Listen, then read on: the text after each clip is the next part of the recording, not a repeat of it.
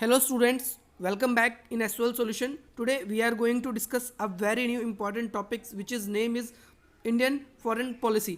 तो भारत की जो विदेश नीति है आज हम इसके बारे में बात करने वाले हैं और साथ ही साथ जो भारत की विदेश नीति है ये एक सब्जेक्ट के रूप में आप बीए में या एमए में पढ़ रहे हो सकते हैं या आप ऐसे स्टूडेंट्स भी हो सकते हैं जो पॉलिटिकल साइंस के स्टूडेंट्स हैं और आप लोग सिविल सेवा एग्जाम के अभ्यर्थी हैं और आप लोगों को भारत की विदेश नीति को समझना है। सो गाइस आज हमने एक इतने इंपॉर्टेंट टॉपिक्स को चूज़ किया है क्योंकि ये एसएल के एग्ज़ाम में, इसके अलावा इग्नू के एग्ज़ाम में और रेगुलर कॉलेज के स्टूडेंट्स, एनसीईआरटी के स्टूडेंट्स या फिर अदर जो स्टेट यूनिवर्सिटी होते हैं उनके एग्जाम में भी ये पूछा जाता है अगर उनके पास में पॉलिटिकल साइंस का विषय है। सो गाइस ज़्यादा देर न करते हुए आज की इस वीडियो को हम स्टार्ट करते हैं।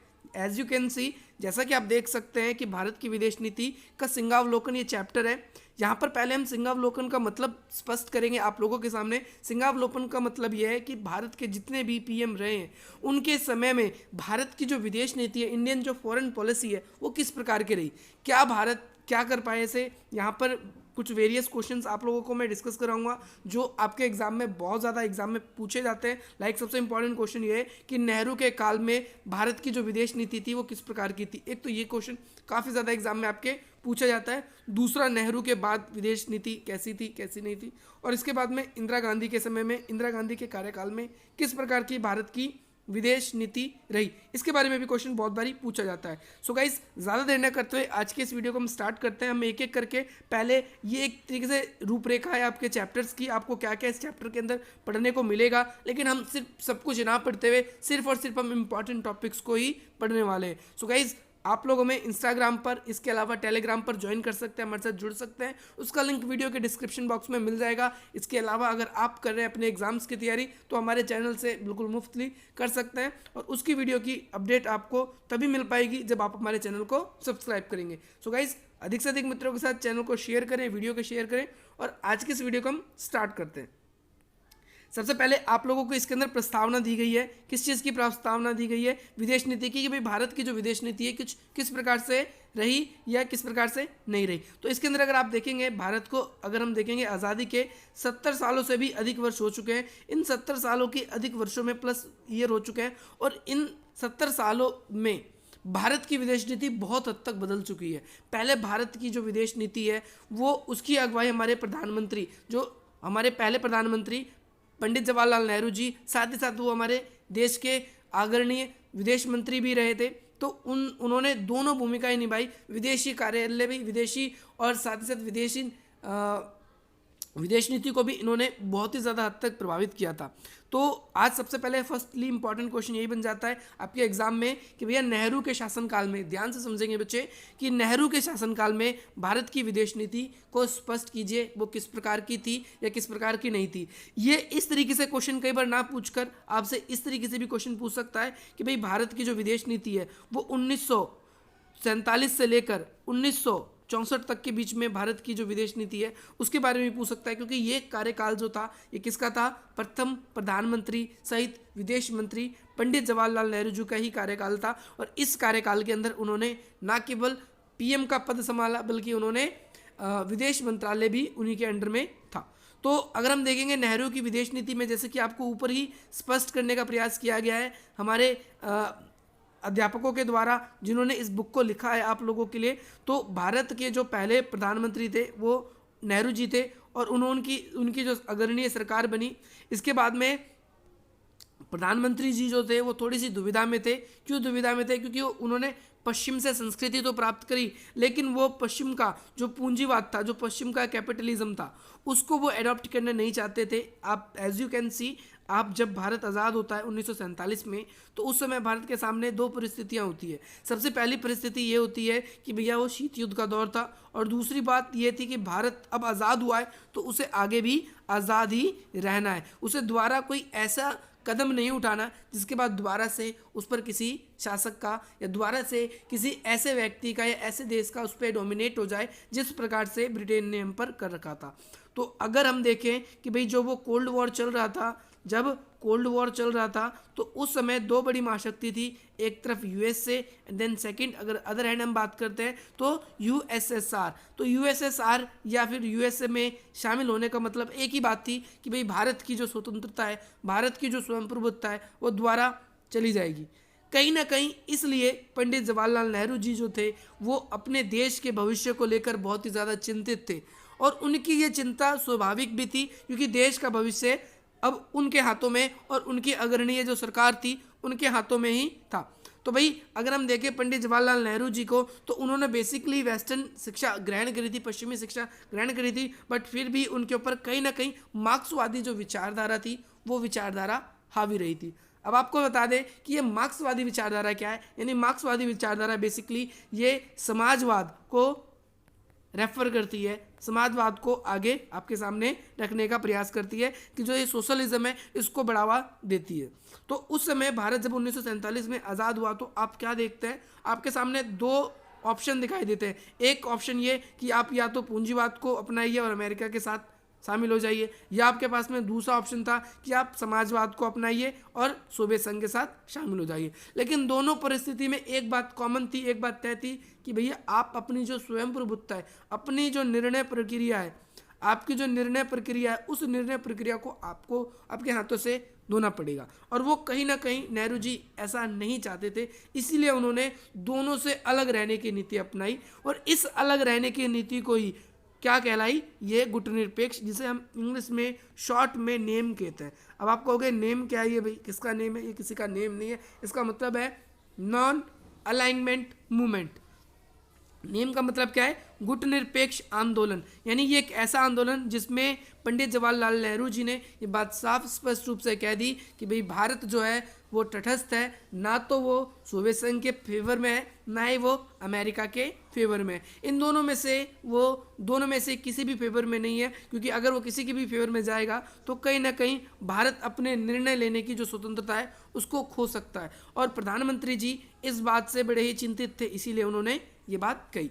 अब इसके बाद में आगे आपको एक बात और ध्यान रखना है कि भाई नई दिल्ली में 7 सितंबर 1946 में नेहरू जी ने एक ये तब की बात है जब भारत में ये बात चल रही थी कि भारत को आज़ादी मिल जाएगी, लेकिन भारत को पहले अपना संविधान बनाना पड़ेगा। जरा आपको इस जगह को समझना है। तो नेहरू जी ने एक प्रसारण समिति की रूपरेखा तैयार करी, और इस रूपरेखा में बेसिकली इन्होंने ये बात घोषणा करी कि भैया अगर हम देखेंगे कि जो अंतरिम रूप से जो प्रधानमंत्री है वो कौन रहेंगे, माने जाएंगे कि भैया नेहरू जी है वो प्रधानमंत्री माने जाएंगे, और उनकी तरफ से जो भी नया संविधान या नया नियम जो कुछ भी लागू होगा वो उपनिवेशवाद और जातवाद के विरोध में होगा। यानी अब भारत कब अब दोबारा ऐसी नीतियां नहीं अपनाएगा कि किसी के द्वारा से गुलाम बन जाए, या फिर भारत ऐसी नीति को नहीं अपनाएगा जिससे भारत के अंदर जातिवाद के कारण भेदभाव का सामना करना पड़े, जैसा कि इसकी जड़ें हमें भारत में अभी भी कहीं ना कहीं देखने को अवश्य मिल जाती है। गुटनिरपेक्षता का मतलब आपको जैसा पता चला कि भैया ना तो अमेरिका के साथ भारत खड़ा था, भारत ने अपना एक अलग गुट बनाया, ना वो पूंजीवादी गुट में शामिल था और ना ही वो समाजवादी गुट में सोवियत संघ के साथ शामिल था। उसने अपना एक अलग गुट बनाया जिसे नेम कहा गया। नेम का मतलब है नॉन अलाइनमेंट मूवमेंट, यानी गुटनिरपेक्ष देश, इन्हें एक अलग ही बताएगा। लेकिन अगर हम देखते हैं उस दौर में बहुत से ऐसे सैनिक संगठन बने, जैसे अमेरिका के द्वारा नाटो का निर्माण किया गया। इसके अलावा अगर आप देखेंगे तो सोवियत संघ के द्वारा वार्सा पैक्ट का निर्माण किया गया, और इसके अलावा अलग अलग स्थानों पर अलग अलग समय में अमेरिका ने अलग अलग प्रकार की ट्रीटी की, जैसे एक तो सेटो और इसके अलावा सेंटो। सीटो और सेंटो ये दो अलग से अमेरिका ने सोवियत संघ के प्रभाव को रोकने के लिए एक तो केंद्रीय संधि संगठन बनाया, जो कि पूरे अगर हम देखेंगे तो यूरोप और एशिया के क्षेत्रों पर सोवियत संघ का प्रभाव ना बढ़ जाए, यूएसएसआर का प्रभाव ना बढ़ जाए, इसके लिए इन्होंने सीटों को बनाया। इसके अलावा सेंटो की अगर हम बात करते हैं तो ये भी बेसिकली इसलिए बनाता है क्योंकि जो केंद्र के जो देश थे, जैसे अफगानिस्तान है, इसके आस पड़ोस के प्रदेशों में सोवियत संघ का जो प्रभाव था वो बढ़ रहा था। और सेटो में क्या था, यहाँ पर जो है कि कंबोडिया, लाओस, जो दक्षिण जो हिंद चीनी का प्रदेश है, हिंद चीनी का जिसे हम बोलते भी हैं, लाओस, कंबोडिया, वियतनाम, इस प्रदेश पे भी सोवियत संघ का प्रभाव बढ़ रहा था इसको रोकने के लिए। तो इस बीच में कई बार हमने ये देखा कि सोवियत संघ के बीच में और अमेरिका के बीच में कई बार जो आपसी जो तनाव था ना वो बहुत ज़्यादा बढ़ जाता था, और इस आपसी तनाव को रोकने में भी कहीं ना कहीं हमारे इस नेम ने भूमिका निभाई थी। किसने भूमिका निभाई थी? नेम का मतलब फिर से रिपीट कर रहा हूँ, नॉन अलाइनमेंट मूवमेंट, यानी गुटनिरपेक्ष देश। गुटनिरपेक्ष देशों ने जब जब अमेरिका और सोवियत संघ के बीच में तनाव बढ़ा तो उसमें इन्होंने मध्यस्थता की भूमिका कहीं ना कहीं निभाई। अगर हम देखें दोनों संगठन जो थे जो अमेरिका के द्वारा बनाए गए, चाहे सीटो सेंटो है, वो बेसिकली किस लिए बनाए थे? समाजवाद के विरुद्ध, यानी अमेरिका ने बेसिकली सोवियत संघ के विरुद्ध में बनाए थे। लेकिन भारत अगर हम देखेंगे तो भारत इसका सदस्य नहीं बना। भारत इसका सदस्य नहीं बना, क्यों नहीं सदस्य बना? क्योंकि भारत कहीं ना कहीं सोवियत संघ से उसका अटैचमेंट था। अभी हम इसके बारे में बात करेंगे सोवियत संघ और भारत के बारे में, क्योंकि कहीं ना कहीं में भारत और सोवियत संघ के पुराने मित्र होने की संकेत मिलता है। भारत ने बेशक से नेम की नीति अपनाई, पर इस बात की आलोचना बार बार की जाती है कि भारत के कहीं ना कहीं तार सोवियत संघ से जुड़े थे। वहीं दूसरी ओर बात करते हैं हम भारत के पड़ोसी देश जिसका नाम पाकिस्तान है, वो क्या हुआ कि वो सेंटो का सदस्य बना। किसका सदस्य बना? सेंटो का सदस्य बना। क्यों सदस्य बना? ताकि अमेरिका क्या कर सके, अमेरिका के द्वारा बनाया गया था ताकि अमेरिका क्या करे, पाकिस्तान को सैनिक सहायता दे, और उस सैनिक सहायता से पाकिस्तान क्या कर सके, भारत पर आक्रमण करे। और भारत पर आक्रमण करने के बाद में जो जम्मू एंड कश्मीर का जो पार्ट है, जो विवादित क्षेत्र है, कब से? 1947 से ही, उसको अपने अंदर वो अधिग्रहण कर सके। इसीलिए आप ध्यान रखेंगे कि भारत का जो पड़ोसी देश है वो इसका सदस्य बना ताकि वो क्या कर सके, युद्ध के समय में जो युद्ध है, ये जो सोवियत संघ और अमेरिका के बीच में बेसिकली है, उसका बेनिफिट वो गेन कर सके, और उसी के भीतर वो क्या कर सके भाई, कि भारत से उसका जो जम्मू एंड कश्मीर है उसको भी वो छीन सके। तो आपको ये पता चल गया होगा पहली बात तो कि भारत गुटनिरपेक्षता की नीति अपनाई भारत ने ताकि वो दोनों अपनी स्वयं प्रभुत्ता की रक्षा कर सके, और लाभ की भी बात करूं मैं तो वो दोनों तरफ से लाभ ले सके। इसीलिए तो पहली चीज़ आपको इस चीज़ का ध्यान रखना है। देन सेकंड चीज़ इस बात का ये ध्यान रखना है कि भारत कभी भी इनके जो अमेरिका द्वारा सैनिक संगठन बनाए गए उसका पार्ट नहीं बना, लेकिन पाकिस्तान ज़रूर उसका पार्ट बनता था ताकि अमेरिका की ओर से उसे सहायता मिल सके। लेकिन सोवियत संघ जो है कहीं ना कहीं भारत को भी मदद करता था। इससे भारत के संबंध और सोवियत संघ के संबंध का भी हमें कुछ पता चलता है।